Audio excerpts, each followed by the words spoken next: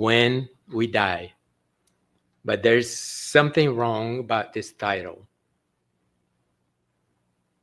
But it's wrong on purpose. So what is wrong about it? We don't die. We don't. What dies is the body that we're using in this incarnation, in this moment. We are not the body.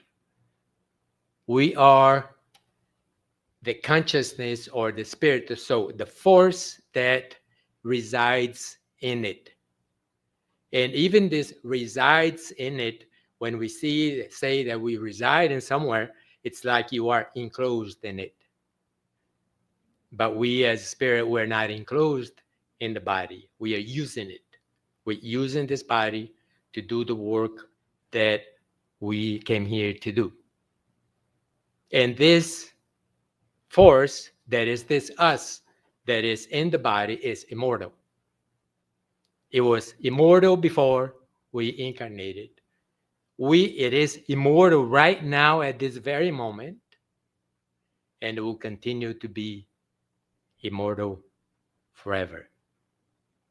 What dies is this body that we are using to experience life here on earth, in a life that we chose, including this force or the spirit that we, or the self that we are, which is not the body, is the force that created this body, that helped make it, shape it, and it gives it life.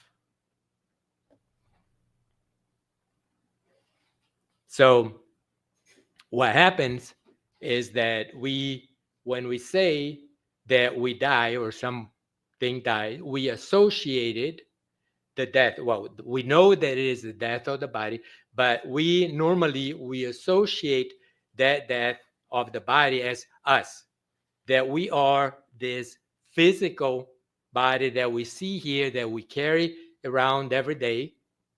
So we think this is us, but it is not us. The we or I or you that you are, in this case, in this moment right now, that I am, the spirit that I am, is this force, this spirit, or the soul that is talking to you. And the you, your true you, your essence, is what is, it is the being or the entity that is listening to what I'm saying. But we are using the body right now. I am using my vocal cords, my mouth, my physical cords to express a thought, an idea of the true me that is not physical. And you're listening, you're hearing me as well. You're using your organs, like our ears, to hear what I'm saying. And you're using the ears as an instrument to, like, it decodes the sound that I'm making, because it's air that is traveling. So you capture that, decode it, and you understand it in words. But it is not, you're using the ear, the hearing that you have, the sense of hearing, to get this information as a spirit. We have spirits right here that is listening to me, and I hope you like it, who are understanding exactly what I'm saying. It understands me and sees me and sees all of us without a physical body. And this is going to happen with us. Actually, it happens to us already, and I'm going to go into it a little bit later, without having a physical body. So we have our friends here who are already disincarnated, or out of their bodies because they finished the earthly mission, and they are on the other side of life, just as alive or even more alive than we are, with the perk that they do not have to worry about paying bills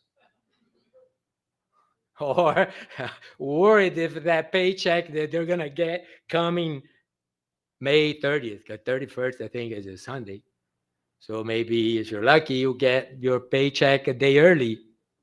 So we have to worry about this, but they don't. So sometimes it's not a bad thing to be dead. I'll tell you about it.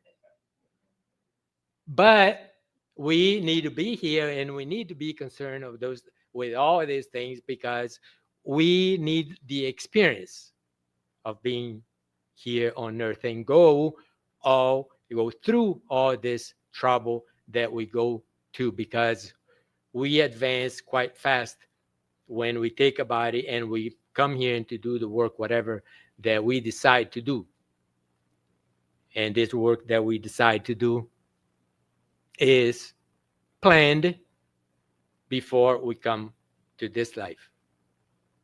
So our essence, our nature, or our natural state is a disembodied state, is a spirit without a body. That is our nature. So we're going to take a body, we're going to decide to come and experience life here on earth. So we are there, over there, like our friends are here, they're on the other side, and already, many of them already planning their incarnation. So they're planning and they're seeing what the lessons that they need to learn. And they're not alone in that decision. They are helped by other entities, their mentors, their teachers, and people who care about them. And then they're going to decide at one point or another to take another body. And that spirit, the energy that it has a body first. Normally, it is the body or the shape or the form that they have, or they're impressed on that is the last incarnation. But depending on how advanced the spirit is, they can change that form. For instance, I am trying my best to advance. So when I go on the other side, I want to be advanced and smart, and I want to create a body, a face, eyes, and hair like Brad Pitt. And there's this plasticity in the perispirit that you can change form. You can even, I heard that the spirit say, you can turn into a tulip if you want. The shape of a rose or a sunflower, whatever. But it's better, if we have the form of human. Yes, a human. So dying, or the death, is we associate, and that scares a lot of people when you mention. Like I was reading, there was this Cannes Film Festival in France. I think it's past few days, right? You heard? So I think even in Brazil, there's a Brazilian movie, The Secret Agent or The Agent or something, with Wagner Moura, that he received. The movie received like 13 minutes of standing ovation, people on their feet applauding the movie, a Brazilian movie. And then Robert De Niro, he's 81 years old, he received an honorary award, and I think it was Leonardo DiCaprio who gave it to him. And in his speech, Roberto De Niro said, well, I'm a little afraid to die, to be honest, but I don't have any choice. So he would have a choice. So, and he's not alone. There are a lot of people, because they associate death of the body with the extinction of our consciousness, the extinction of our identity, of what we are. And that is not what happens. So that is the problem. But when we Spiritists, and I most certain, we believe, obviously, that there is no death. And there are other studies, including academic studies, that study this possibility of the survival. Since they're academics, they don't say survival of the spirit or survival of the soul. You can't say that if you are a PhD on neuroscience or something, because you get kicked out. You got fired. So, but they can say survival of the consciousness, because consciousness is something that is more materialistic. But in a lot of neuroscientists who are studying this consciousness, not in survival, especially those who are materialistic, they think, and they say, and they swear that, and they're there trying to find what part of the brain, because they believe that it is the brain that causes consciousness to exist. So they're studying, they're opening, they have all those electrodes, and there's a lot of instruments today, and they make, the brain, they can map the brain in what parts of the brain lights up. Because neuron, I don't know if you've seen like movies, because we are energy. We're energy. And when the neurons is that network, I don't know if you've seen pictures, those are like little tiny wires that is in the brain, and that are all connected. They're called, neurons. And then they have the synapses, and then there's another part that I forgot the name. The dendrites. Dendrites. If you see a connection of neuron, there is one part that the dendrites, and the other one, the synapse. Or the synapse is the space. The dendrites is like a branch. It comes from the Greek meaning branch, like the branch of a tree. So there's a lot of things there, and that is all like wiring. It's wire. So when we think, though, that thing shoots fire, energy, even sparkles, if you can see it, because we are energy. And we notice when and especially in the winter, if you're in the house there, and if you sleep with a synthetic blanket, or sometimes that you walk in with a leather sole shoe in a carpet, and then you try and grab your metal your metal doorknob, you get shocked, right? Or you see, like at night, when you have this synthetic blanket and you have energy, you can see it feels like fireflies, because it's electricity that is produced. They have, because everything is made of atoms, and atoms is like little batteries of energy, and that's what we're made of. So we are fire, literally, and that is great, because we are great. So this is the thing. We don't die because we are immortal beings. It is the body that dies. That's it. Now, there's something that's very interesting that not a lot of people know about it. Well, we know in one way that I'm going to say, as Spiritists, since we believe in reincarnation, we know that we have died many, many, many, many times over, right? We died, reborn, like flicking, right? Like fireflies. We one 80 years we are here, then another 80 years, or maybe even 1,000,000 years we're over there. Then we come back, we keep going back and forth, because the body dies. But It's not we, because we don't die. But our bodies, parts of our body are dying right now. Count a second. Count a second. It's over already, right? In 1 second, 1 million cells die and are replaced by another identical cells every second. It is happening right now. 1 million cells per second. They make calculations of everything here in this country, right? Or science is advanced in that case.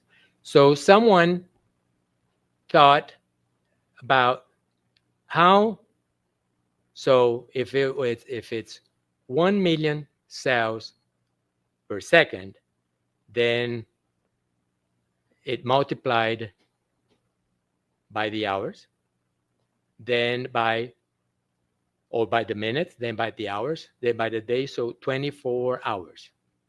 So what they calculated is this 1 million cells that die per second in 24 hours represent 2.5 pounds of flesh that died.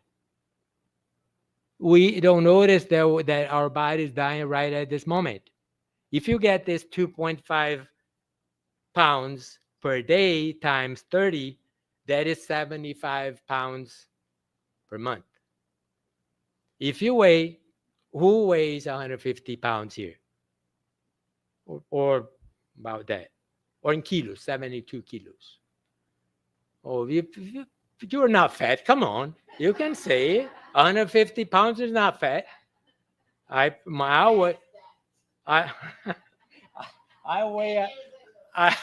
weigh 173, 4.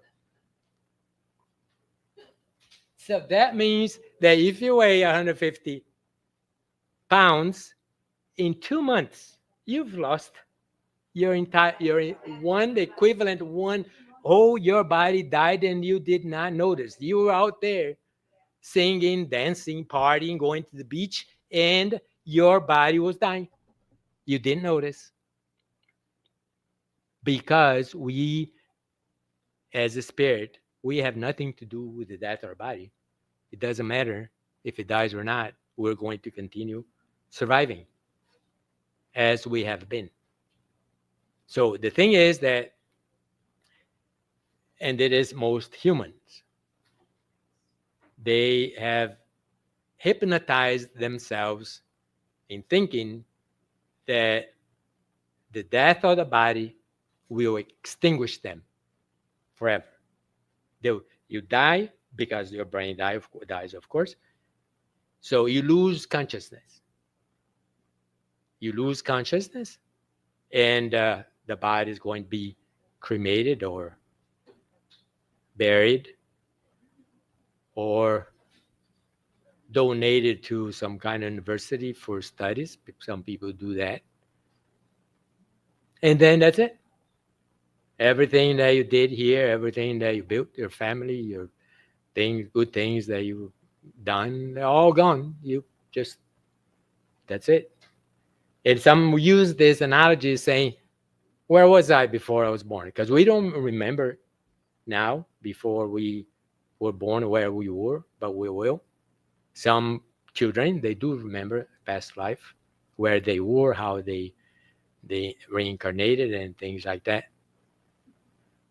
So what they do is they equate death of the body as total extinguishment. And that is not the case. But when we understand that the process of death is a physical thing, not a spiritual thing, then it is much easier to understand. I gave this talk in April 20th here, Quando Morremos, in Portuguese. It's there on YouTube, and there's a little bit thing difference because I didn't plan this. So, but there's similarities. So if you want to see or watch that lecture, so you can just go there to KSSF,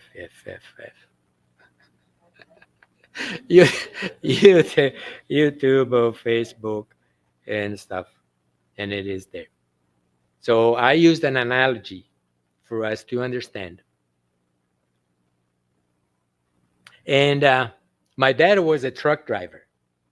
So I was thinking, oh, what's a good analogy for me to use? And so my dad came to mind. So this is how it works. Let's say there's a truck, right? There's a truck driver. There's a truck driver in the truck that going on turnpike forever and driving and stuff, going somewhere. And then a truck is composed of a cabin where that part where the driver is, and there are instruments. There's the brake paddles, there's the gas paddles, there's the dashboard and the ignition. What else? The steering wheel, because the driver needs to control that. And then there's the body of the truck and the front and the engine. So the engine, it's easily to associate it with our physical heart, because that's what beats, that's what makes it move, or it gives life. Well, it doesn't move if you turn the even your car or a truck. If you turn the ignition on and you don't do anything, it's going to stay there just pumping, but it's not going to go anywhere. It's like our body when we're sleeping. So it is there, it is alive, but it's not going anywhere because there's nobody controlling it. So you need a driver, someone to control it, someone to pump the gas or put on the brakes when need to, or to maneuver the steering wheel for you to go on the right path. Not don't go to the other side. So you need someone there to control. So my analogy was this. So let's say you're driving there. Now you're driving. You have, you decide to change your profession, and they're hiring truck drivers here. But now Trump passed a law that for you to drive a truck, you need to know English. So they're gonna run out of truck drivers too.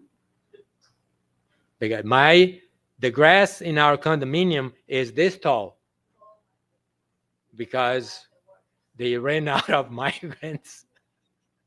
So it's a problem, right? So anyways, so you're driving there, your truck, and all of a sudden, the engine bursts. It's like tack, tack, tack, tack, tack, boom. It dies. So you can't go anywhere. So then you have the driver. The driver is the force or the entity that was there controlling the truck. It was him who made the truck start by pressing the button, or turning in the ignition with a key, put on the brake to make it run. So he was the controller of the truck. The engine dies, the truck does not move. The driver, however, is alive. So he's going to be there in that thing, a truck, a body that is dead. But the driver is alive. What is the driver going to do? He's going to open the door and he's going to move away. He's going to do something else. So this is what's going to happen to us then when our engine stops, our heart stops. So the driver is the consciousness that is alive in an instrument that is likely and will one day also die because it's going to get old and it's going to wear out and it's going to die. But the driver, however, is going to continue living. So this is what's going to happen to us, to our bodies, to us as a spirit. So there's going to be a moment that our body is going to stop working, just like the truck stopped working. So what we're going to do, since we are the driver, the energizer, no, we are the force that made the, in this case, our body work, we're going to do that. We're going to get out. So this is one representation of a spirit getting out of the body. And there are cases that mediums who have seen it, like a body or even the prayer spirit forming and then leaving it. And then once you're out, you're going to go on another journey without your body. Now, I based this talk on my experiences, which I finished the book. It's a manuscript for now, but we are working on getting it published. And the title of the book is Nights on the Other Side. Oh, I even put there, request a manuscript. So I'm kind of selling my fish. So it's not published yet, but it's going to be. So I am offering whoever wants it to send me an email, request a manuscript. It's free, but there's one condition. After you read it and like it, I hope you like it. If you don't like it, you say that you did like it, and then you go to leave a review there, and I like it. But then you can send me an email in private. I lied on your website. But so far, the reviews that I'm getting are good. So, Nights on the Other Side. It started in the year 2000 with me. So, it's been 25 years that I have what we call, it's out-of-body experiences, astral projection. Some people say like that. In the Spiritism, we say desdobramento. And the Spirit book has a chapter, which is chapter 8, book 2, that is called Emancipation of the Soul in the English version. And then that is Kardec asking the spirits all about this other thing.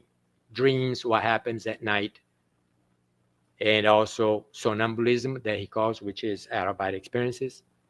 So I have experienced all of that. So what I did, and I started in January to select 20 out of hundreds of experience that I have had, and I wrote it into a book. So most of out-of-body experiences happen at night. So I have a chapter that shows you or tell you what happens as we sleep to the body, to the consciousness and stuff. And I also give some suggestion how we can become conscious while we are out of the body. My experiences, not only these 20, but hundreds of those others, they have been lucid. They have been conscious. But I'm not the only one who gets out of the body. We all do. Every night. But not everybody remembers or is conscious or lucid. And most of the experiences are spontaneous, like we all of a sudden we find ourselves flying somewhere, and then we are conscious that we are out of the body, that we are somewhere else, that we're not in the place that we were before, though we're gonna many times we stay there. I'm gonna I have an example right now. So I called Nights on the Other Side. This is the main name, and then I called the rest. How I discovered my immortality. Because I was, before 2000, before the first experience, I was skeptic. I didn't believe in survival of nothing. So then all of I don't know for what reason, maybe, well, there's no coincidence, right? Everything happens for a reason. So probably that happened in 2000, that first experience that I opened the book with that first experience. It was amazing. Happened even if I was skeptic, didn't believe in anything, so that I could be today telling you this story. Because that was how I discovered my immortality. So, and those experiences started in 2000, and then for 4 years before I went to Spiritism, I found out about Spiritism here in Miami, or there in Miami, because of the experiences, because I want to learn more. I was learning more already when I started. I wanted to know what it was, and there was a lot of work out there, so I went to research it and learn. So I went to IAC, ESA. It's a organization that they teach this out-of-body experiences and what it is, and even give you exercise for you to learn in the beginning, then eventually mastering. So I just went, I was very curious, so I tried to learn it. And there's a way that you can induce out-of-body experience. I only induced it twice in 2 different ways because it's kind of hard work. So I just wait for the ones that happen by themselves. So it's easier, much easier. But the one that was hard, that I wasn't able, because I didn't try, because it's not easy to replicate, happened around, I think, 2006 or 2007. And that was the experience that I, including the title of the chapter, the experience that I witnessed. I was a testimony of my immortality. So when I come here and tell you, when we die, that we don't die, that we are immortal beings, though I have read a lot about it, I have studied academic studies, that I've seen things that are very strongly indicative of survival of the soul, especially memories of children who remember past lives. But I can tell you, because I have experienced it, and I know how it is. So if you want to believe me, because I'm saying to you, because that is what I know. It's not what I believe, it is what I know. So I'm going to tell you this first one. Oh, how are we about time? It's 7:54. How far can I go? Huh? 8:15? So I have 15 minutes. Wow. What's that? All right, so I'll try to be fast then. So how I witnessed my immortality. I had already trained but I was reading like theory on how to get out of my body willingly. me inducing leaving my body. So I had sensations before spontaneously, but that would be the first time that I did it from start to finish to an amazing degree of lucidity. Lucidity is when you see what's happening. Here we are all lucid because we know what's happening. We know where we are. We know who we are with. We can feel, the temperature. We see the light. This is lucidity. We are here extremely lucid, and we are going to be as lucid or even more if we train this lucidity here while on life when we pass, when we are on the other side, either in our bodies while our body sleeps in our bed. We can do that, and I can tell you that because I have experienced lucidity on the other side out of my body that I never experienced here, because it is a much greater thing. So we train because we want to become as lucid when we leave this life physically for a while. So this is what I did. I got home, my day. So about 11 o'clock, I went to bed. And I spent the day thinking about it. So I was kind of mentally preparing. I sat with my wife, so I told her, because she knew what was happening to me. That was 2007, so it had been happening for 7 years already. So I would always share my experiences with her, so she knew what was going on. And then there's this thing that sometimes I knew that I had to go to sleep or to bed at 9 o'clock, or there's something that was going to happen. So I'd tell her that I need to go to bed at night.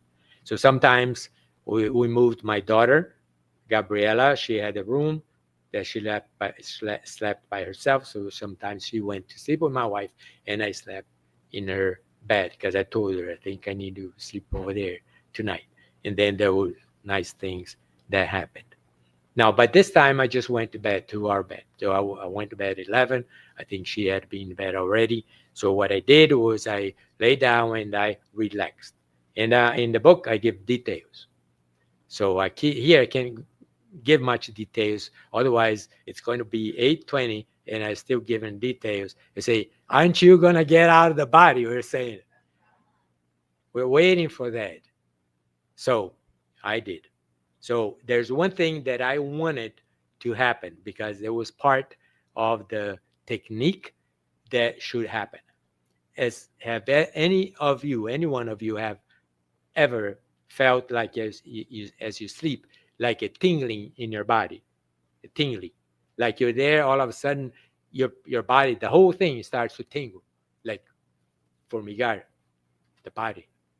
Have you ever? No? Okay.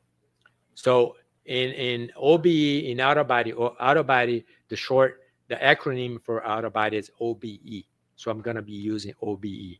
So in OBE lingo, it's called the vibrational state. And you vibrate. So there's this technique. When you fully relax your body to a point that is beyond your normal relaxation, then there is this tingling that's going to happen. And you're going to know what this tingling is. And I had read about it, or the people who were teaching me told me what it was, so I already knew.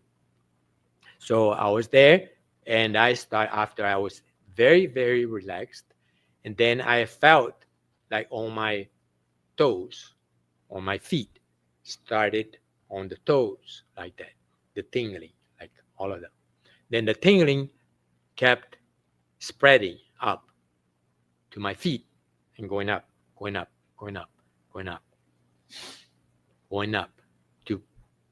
the neck.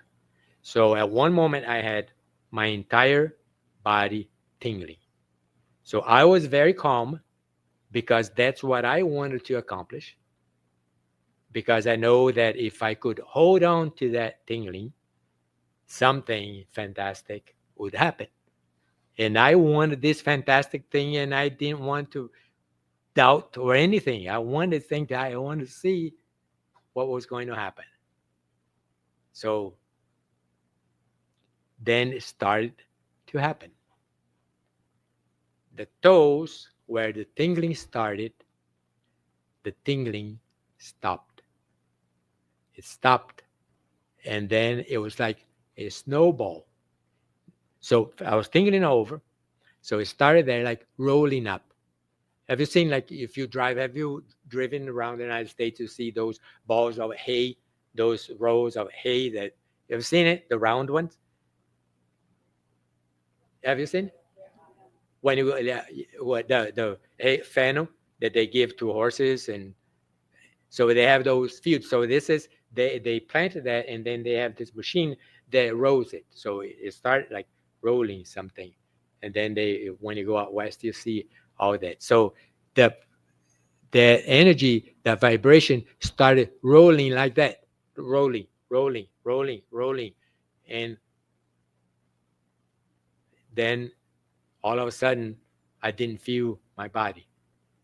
It was rigid, it was cold, and my head was buzzing. It was like about to explode. And I knew that was going to happen, but I was lucid and I was happy because I had accomplished something great. Now, as the vibration, which was energy, left, like the body, like rolled up, I heard noise, like cellophane paper. You know that the papers that you, Mother's Day, did you get roses? Did you get bouquet? See that cellophane? It was like that. It's like, but there's no pain. There's nothing associated. This part of the ripping, this crank, I had read it before as well, but I couldn't associate because but then when I started hearing it, it's very mild. It's something internal. You couldn't record it. Like if you had, so somebody wouldn't record that noise, but you hear it because internal. We have a lot of internal noise, as you know, right? So, anyways, and then the head, everything, the energy was there. It was like something was going to explode. Everything else, my body was dead. It had no life. So all the life was here in my mind. Now, and I was conscious, I was lucid. I knew that I was in my bed. I knew that I was in my body. I knew that my wife was sleeping. My consciousness, the me that I am at that moment, it was there in that room in Kendall, in that bed, in that apartment. So that was my reality. So I was there. So I had a plan, and I knew it. I wanted to see my sister in Brazil, in Sao Paulo. It had been a while. So I thought, and I knew because I learned it. When you're about to leave your body, if you think of a place to go, I could have gone to, Sydney, Australia, but I wanted to see my sister. So, and I had that planned already. So there would be a moment that was crucial, that the energy was going to, if I had held to what I was doing, it was going to happen. So the exactly moment when I thought that I was going to leave my body, that energy was going to eject out of my head, and I thought of my sister, I would go to her. So, and the noise, there's noise in your head. It's like a jammed radio station. Have you heard it? Like when you have all the channels and music and people calling you and all that kind of stuff. So it was everything that buzzing. But I was calm because I knew that was going to happen. So at the very moment when I noticed that the energy or me was going to get out, I thought Marlene English, Marlene, my sister. So I gave a command to myself that I want to go to her house in Sao Paulo. So at the moment I thought Marlene, I heard this pop right in the center of my head. And guess what?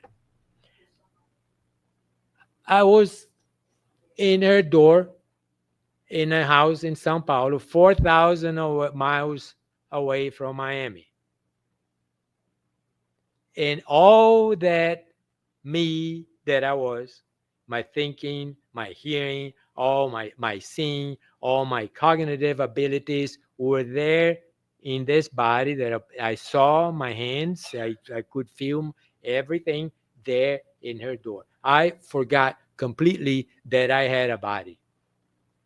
I forgot. That was not me. The me that I was or am was there, right there, 4,000 miles away from Miami. So I was in front of her door. There's the house. It was a level. There's it's hilly.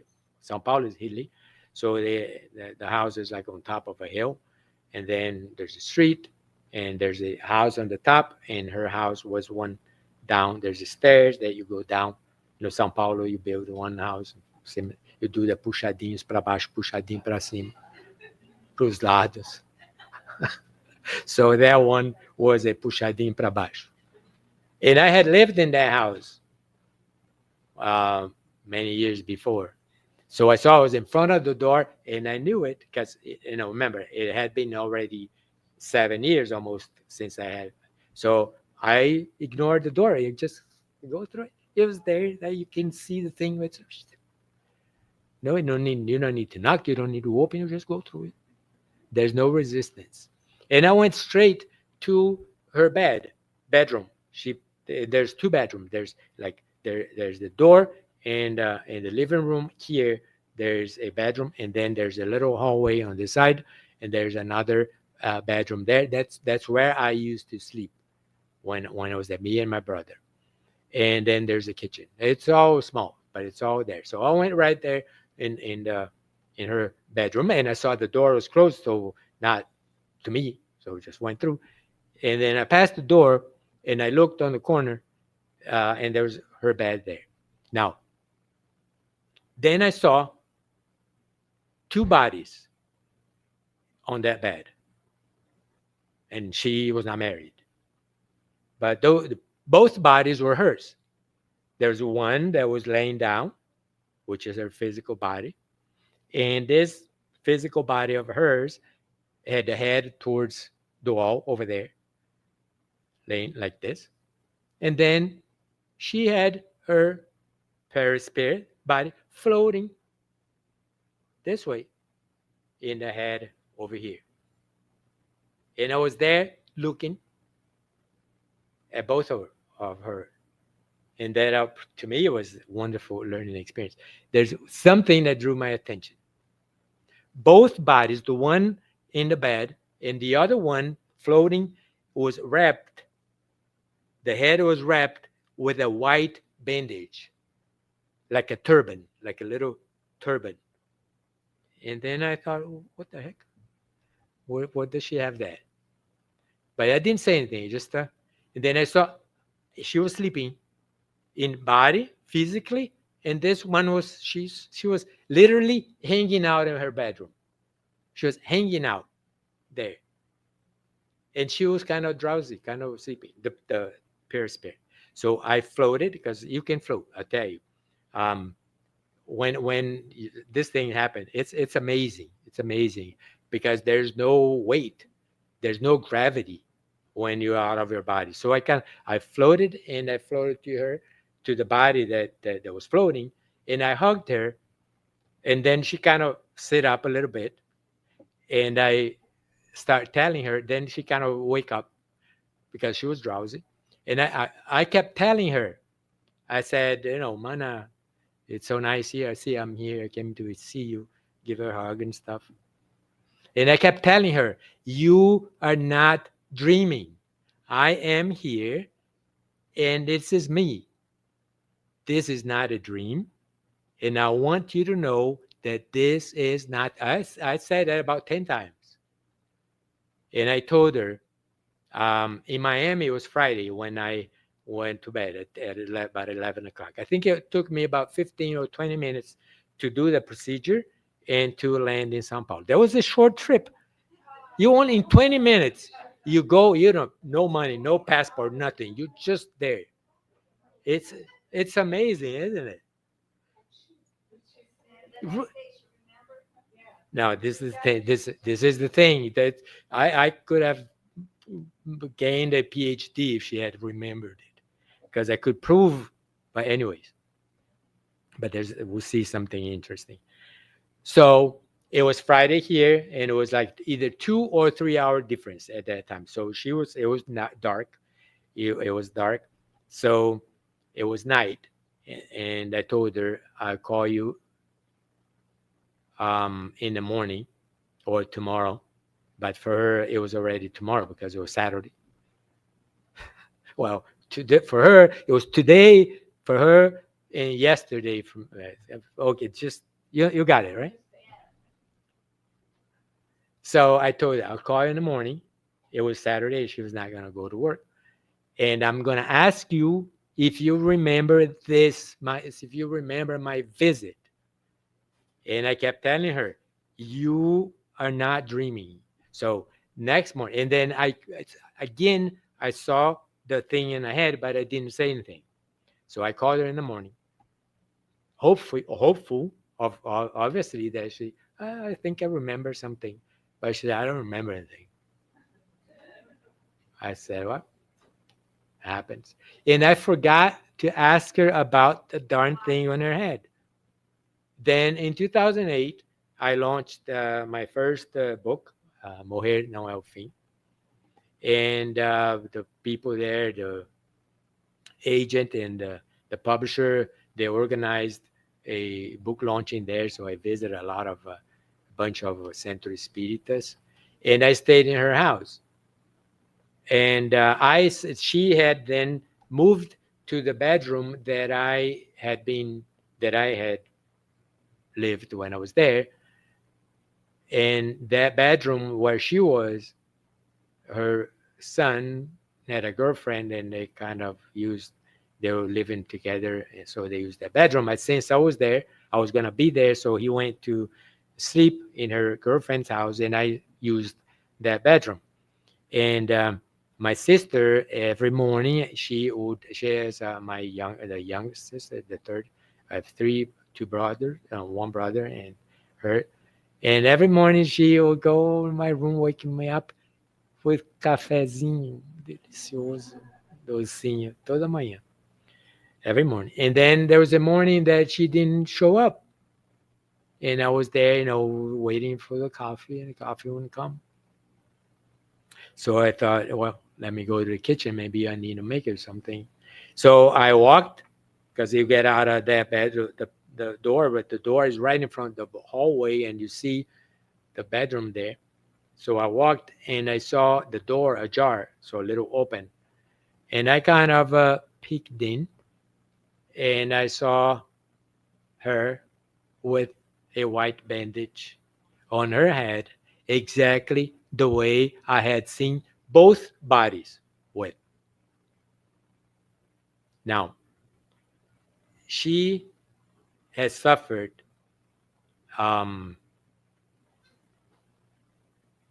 migraine headaches since she was 9 years old. Never could find a reason or the cause. And I think now it's getting a little bit better because she's older. But then, and I knew it. I saw the bouts of pain, and it was like miserable, just miserable. She would even puke when the pain was so intense. And then I asked her, and I knew, you could see her face, right? The bags under the eyes, and I now purple. And I knew it by her expression. And then I asked her, why do you have this thing, this bandage on your head? She said, when the pain is too intense, I wrap this around very tight. And there's a spot here that would be more painful, or the pain that throbbed, because it's a throbbing headache, right?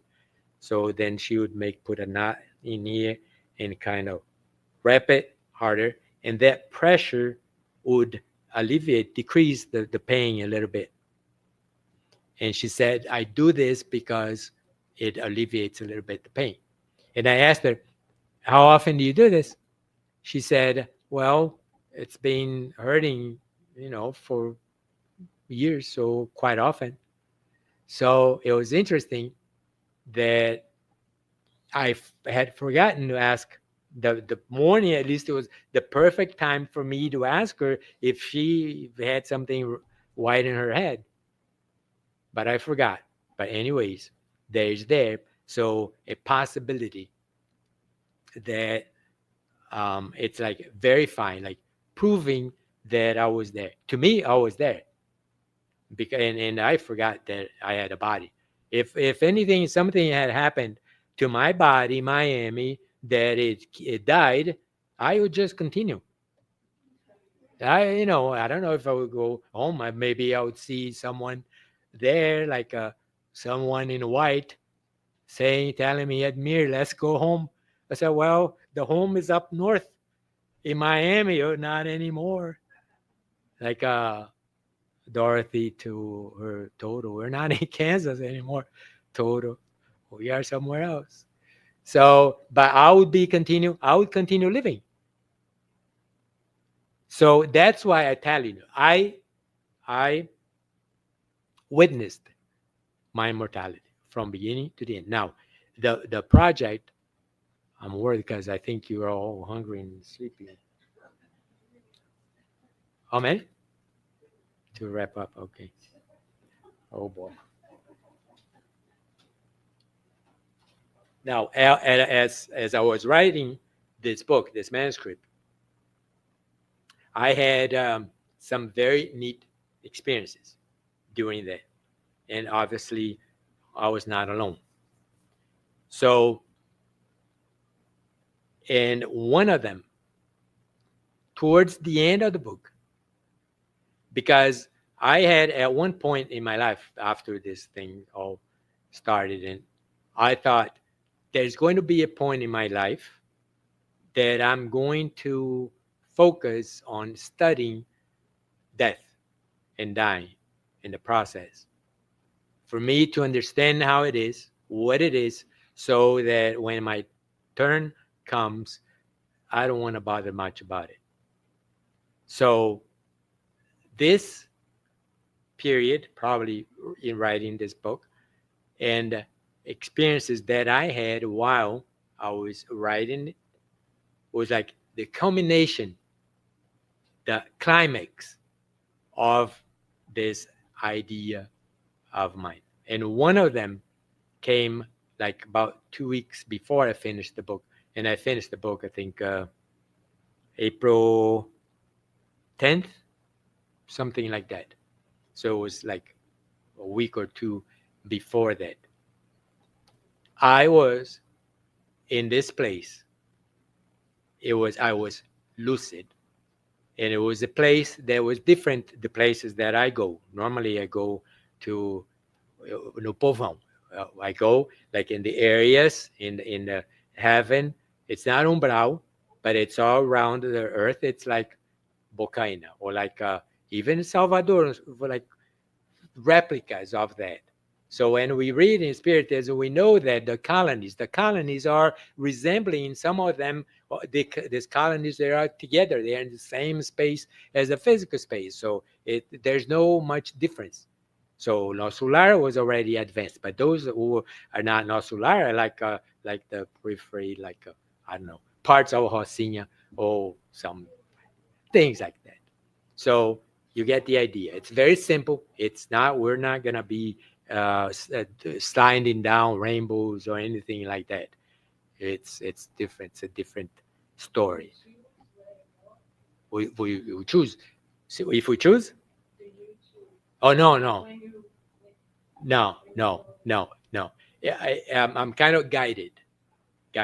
But I have been to places more than once, and I have asked if that was the place that I was going to go after I died. And they said yes. So, but it's like a Bocaina where I lived. And so that's where I want to stay, because I do a lot of work on the other side with entity spirits that need it. And that's where I want to be. I don't want to go to any of those spheres of light. I want to be where people are suffering and when I can make a difference. And I do make a difference. You do make a difference as well. You do work as well. But you might not remember it, but you do, because we are used as we sleep. And many times we don't remember because we are not supposed to remember. Because certain works that we do over there, if we remember, could mess up our living here. There's a way. I can tell you that because I participated at one time in something that was a rescue mission where it was very tragic. There was a lot of death, a lot of suffering, and including, and I don't mean to brag, but there was a spirit there, a presence that was overlooking it, supervising it, that I felt was our boss, Jesus, our Savior. And I've never felt such emotion at one time. I don't even know if it was him, maybe, but it was someone that maybe his assistant. But it was something big. And then we had, after we finished, there's this spirit. It was the supervisor, kind of. And I went there. After I finished, I think I need to punch the clock. So I know for some reason I need to go to him. So I went. And the first thing that I told him, I said, first, I thanked him. I thanked him for giving me the opportunity and the trust for being there. And then at that point, I remembered everything that had happened. I know that I remembered. I know that there were like even 5,000 or more people that died tragically, ugly. And then I told him I would like to remember at least part of it. He'd go like, you can't. And that's it. Vanished. Because it was not good for me. So we're going to finish with this culmination of my knowledge that I'm saying to you of our immortality. So I was in this place. I remember, and that was very recent. There was this, it was like a square. There were some buildings. I saw that the buildings, they were something different from all the buildings that I had seen. But they're not that tall. But I had this feeling there was some kind of sacred place. I don't know if a temple or something like that. But that was something that was sacred. So I see there's kind of surround. And I was in this square. There's sky up above. And then around that building, there was like some hills, like very low hills, little green. And the place that I was in, I was by myself. There's nobody around me, just me. And then there's that square here that I was stepping on. It was like turf, like a synthetic material that was green, but very green, very bright. And I was in the middle of that. And the feeling that I had, it was entirely, totally that I had been dead. I had been disincarnated. I was there in the spirit, feeling. So this is what all the feeling that I had, all the thinking that I had was as if I was disincarnated. And so it's like, no, here I know that I'm here physically. I know where I am. I know all the things or the intricacies of the physical life. In that moment, I knew everything that, how it is to be disincarnated, how we think, how we prove that we are in this other side of life, alive, conscious. It was something amazing. It was short, but so profound that was whatever little doubt, because sometimes I still had a little bit, vanished. So that idea that I had back then, I don't know, maybe 15, 20 years ago, or I think it was less, because after my experience started, of getting ready, studying, and being ready for when I die, that was the culmination. So then I have this thing, what is my mission? My mission is to be here, is to write that book, because I'm already receiving reviews from them asking and thanking me, and this is not even published yet, for giving them hope. I had one guy from India, he sent me an email, I want your manuscript because my wife died in January and I am hurting so much and I would like to see her. So I'd like to know if I could get out of my body and see my wife. And I kind of sent him, I said, well, it doesn't work quite like that. So, you need to be patient, and when you can see her, you can see her. So, and this is my mission, and I'm taking it very seriously. So I'm here telling you that though when we die is the title of this lecture, we do not. We will survive. We will thrive on that other side. We will be conscious, and we will be learning, forever learning. Now, for us we are in a state of becoming. That means we are always changing. We are always getting better, always improving. We are always work in progress. And that is our nature. We are going to be like this forever because there is no limit. The perfection or searching for perfection is an infinite journey. It's an infinite, forever, never-ending endeavor because there is always more to learn. Today, we are in our best version. We are in a condition that we have worked for it. And this is the best that we have done so far. And we are progressing. So we are much better than we were in the past life. We are much better than we were 10 years ago. We are better than we were a month ago. So it's improving, always improving.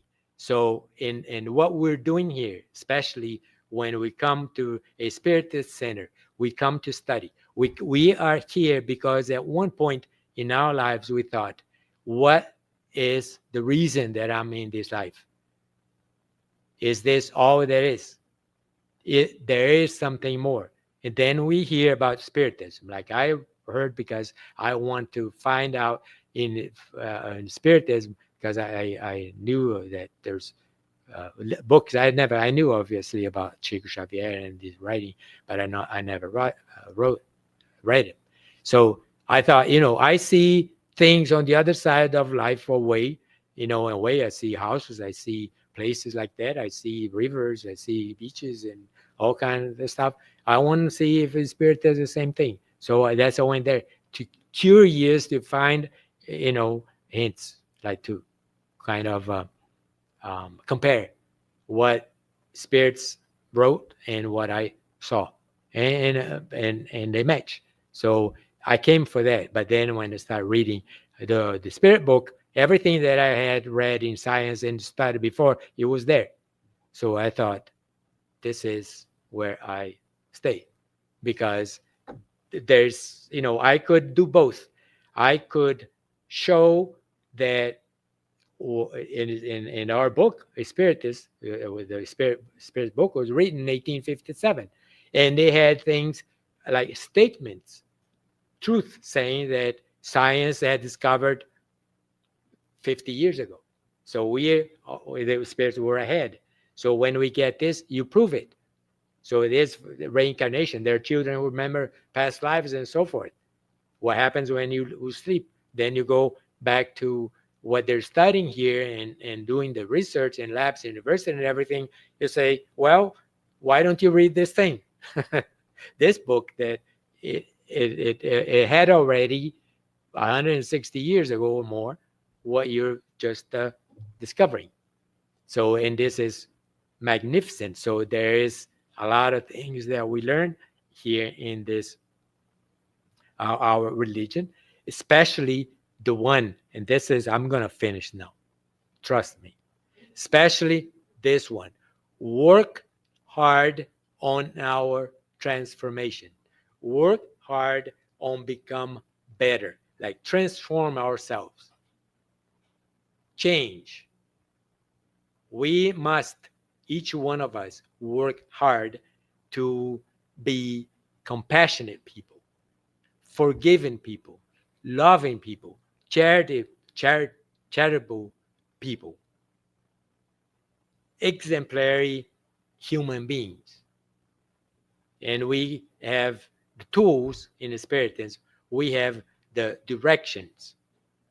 We have the teachings, and we have the classes, all that for a betterment. So this is what we're going to do. And this is what we must do, because we want to continue this ascending journey, forever improving, forever better. And doing that, we are going to be on the right path, in the path of light, which is the destiny of us all. Thank you very much.